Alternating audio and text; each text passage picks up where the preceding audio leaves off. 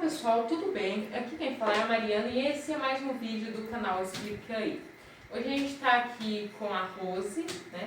A Rose, ela é psicóloga. E Rose, fala um pouquinho pra gente sobre as suas formações. Boa tarde, Mariana. Boa tarde a todo o pessoal que vai acompanhar esse vídeo, né? Sejam todos bem-vindos ao meu consultório. Bom, eu sou formada em psicologia, né? Já tenho alguns anos.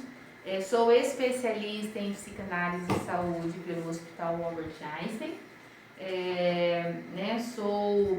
Tenho título de especialista em psicologia da saúde pelo Conselho Federal de Psicologia. Fiz também durante o tempo de graduação vamos dizer que uma residência clínica, né, lá na FAMERP, onde eu cursei o curso de transtornos mentais e já atuo no consultório já há algum tempo, né?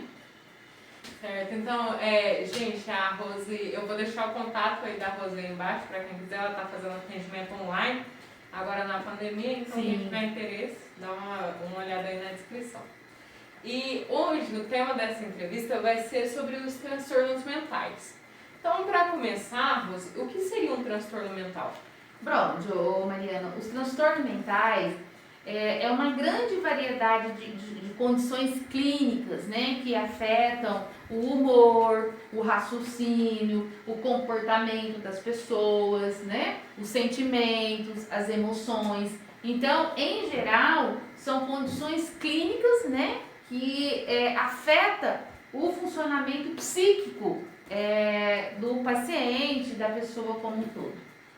Certo, então, já aproveitando que você falou as definições, quais são os transtornos que mais aparecem durante a adolescência?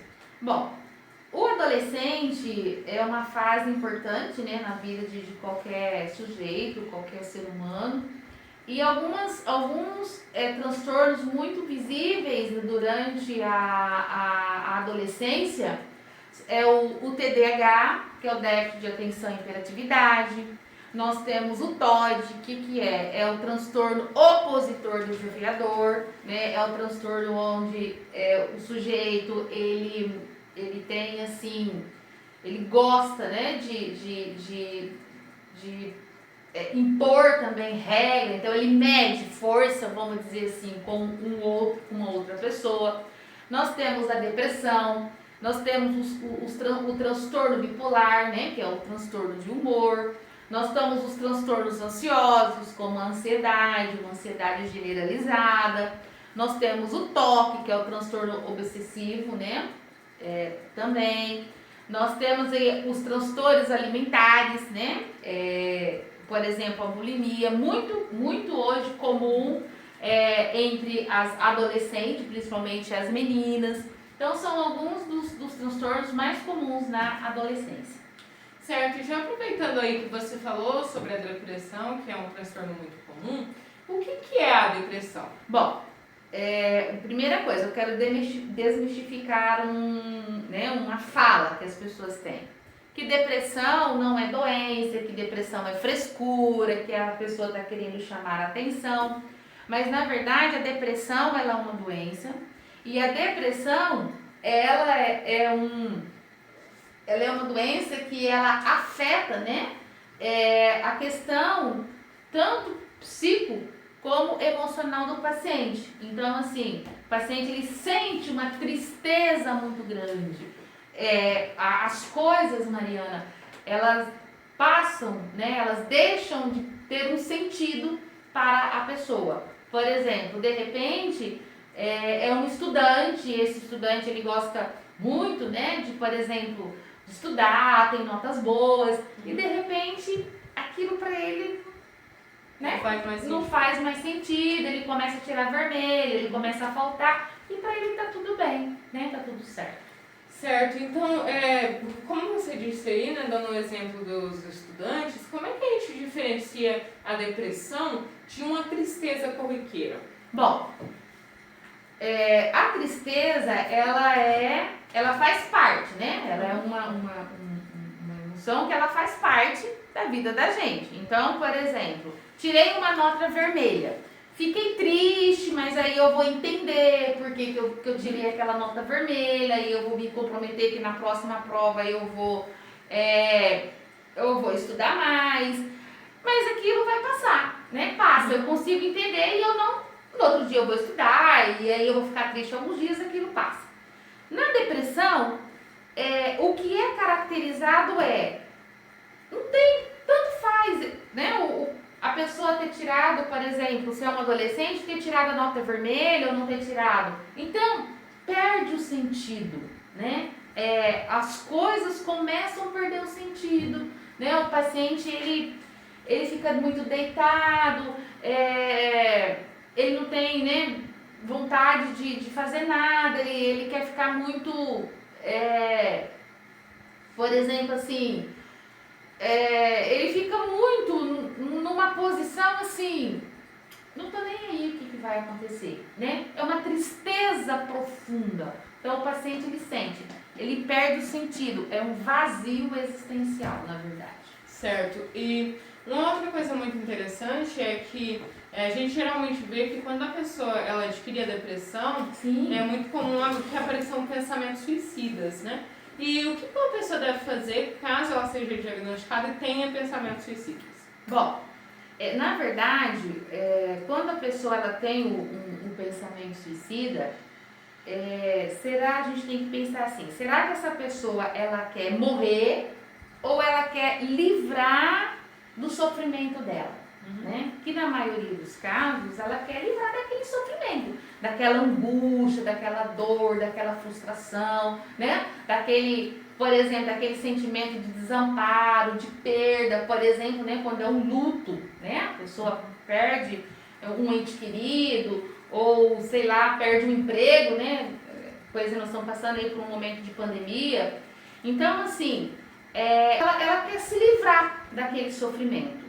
E quando a pessoa ela tem esse pensamento suicida, ela precisa procurar ajuda. Então precisa contar com alguém, com um amigo, com algum familiar, sabe? Procurar um psiquiatra, um psicólogo, alguma pessoa, né, que ela precisa ter. Então ela precisa ser encaminhada, né, ao psiquiatra para tomar uma medicação, fazer terapia, para entender qual é o sentido, né, daquele pensamento, ressignificar aquilo que ela está passando.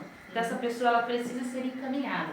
E hoje nós temos aí um canal, o 180, né? 180, que é um canal onde 24 horas ele fica aberto, para que essas pessoas possam ligar, né? E assim, outra pessoa do outro lado da linha, ela consiga fazer com que essa pessoa procure ajuda. Certo. E agora que a gente já entendeu um pouquinho sobre a depressão, eu queria perguntar um pouquinho sobre o TDAH. O que é o TDAH? Bom, o TDAH, na verdade, ele é um transtorno, né? Que ele inclui uma dificuldade de atenção, uma dificuldade de hiperatividade, né? Uma impulsividade. E o TDAH, ele é muito comum, assim, no diagnóstico na infância, né? Idade pré-escolar. Essa criança, quando ela vai para a escola, né, ela começa a ter dificuldades escolares, um comportamento, né, assim, um pouco mais agitado, uma falta de concentração.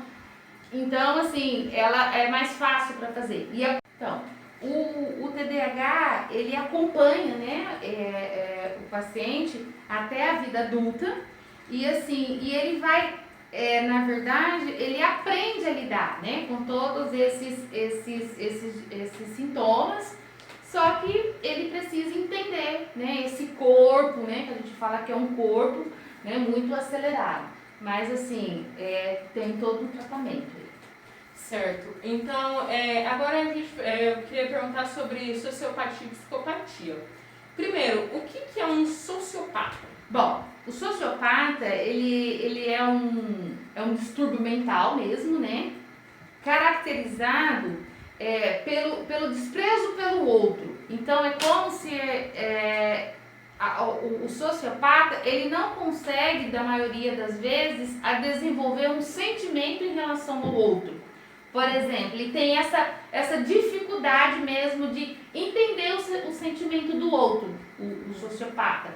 Ele tem essa dificuldade nessa socialização. Então, ele é muito antissocial, né? Ele não consegue mesmo lidar com essa questão do sentimento. Então, é como se ele desprezasse a outra pessoa. Certo. E agora falando de uma outra característica, o que é um psicopata? Bom, então a psicopatia, ela é um transtorno de personalidade, onde principalmente ela é caracterizada, né? A característica é uma falta de empatia em relação ao outro, né? Há um desprezo também pelas suas obrigações. Então, assim, na psicopatia, a pessoa já fala, né? Psicopatia, né? É a falta de empatia por essa outra pessoa. Então, assim, e o psicopata, né? Ele é todo sedutor, sabe assim, Mariana? Ele é manipulador, calculista, sabe? Ele é charmoso, né? Então, assim, um dos traços do psicopata é esse. Ele é uma pessoa muito calculista, assim, fria, né? Ele é sedutor. Ele, por exemplo, na psicopatia, ele usa o seu sentimento em relação a ele, enquanto que, né, na sociopatia não, é diferente. Certo, e isso nos leva à próxima pergunta. Qual a diferença entre a psicopatia e a sociopatia? Bom, tem duas características básicas, né, pra gente definir. Na sociopatia, o sociopata, ele é capaz de sentir remorso e culpa. Enquanto que os psicopatas, eles não têm, né? Eles não sentem essa questão, esse remorso, eles não sentem essa culpa, né? Eles são extremamente frios, manipuladores mesmo, né? Então, assim, são características básicas. Enquanto que o sociopata, ele é capaz de sentir um remorso, né? E culpa. O psicopata não, né? Ele não tem essa questão dessa empatia de falar que ele é culpado, então são características básicas. Certo. Então a psicopatia é como se fosse um transtorno mais grave do que a sociopatia. Com certeza, né? A psicopatia sim, né? E é um transtorno, inclusive é até um transtorno muito delicado, né? Dos psiquiatras aí fazer um diagnóstico clínico. Certo. E agora eu queria falar sobre a ansiedade. Por que às vezes a ansiedade sai do controle? Bom, a ansiedade, na verdade, até um certo grau, a gente sentir uma ansiedade é bacana, né? E ela ainda nos coloca como numa situação de luta ou fuga. Então, por exemplo, você está andando na rua, você vê um cachorro muito grande, um pitbull. Então, você já tem aquele, né? Acelera o coração e tal. E o que você vai fazer? Ou você vai correr, ou você vai enfrentar. O que traz essa questão, assim, de às vezes a ansiedade sair do controle é quando a pessoa ela percebe que ela não tem um controle de uma situação, né? Por exemplo, quando você estuda para a prova, né? Você estudou para a prova, você sabe todo o conteúdo de cor, de salteado, mas você sabe o que a professora ou o professor vai te dar de questões? Não. Isso. Aí, por isso que foge do controle, porque você, né, a maioria das vezes a pessoa quer ter todo esse controle das situações, e na maioria das vezes nós não temos esse controle. Certo. E agora a nossa última pergunta, também relacionada à ansiedade. Qual o tratamento para quem tem crises de pânico devido à ansiedade? Bom, o tratamento, ele é com os psicotrópicos, né? Na maioria das vezes o paciente, ele vem para terapia. Lógico que a gente faz toda uma avaliação clínica, né? Tem alguns testes que, né, a gente consegue avaliar, né, e quantificar quais são os sintomas desse paciente.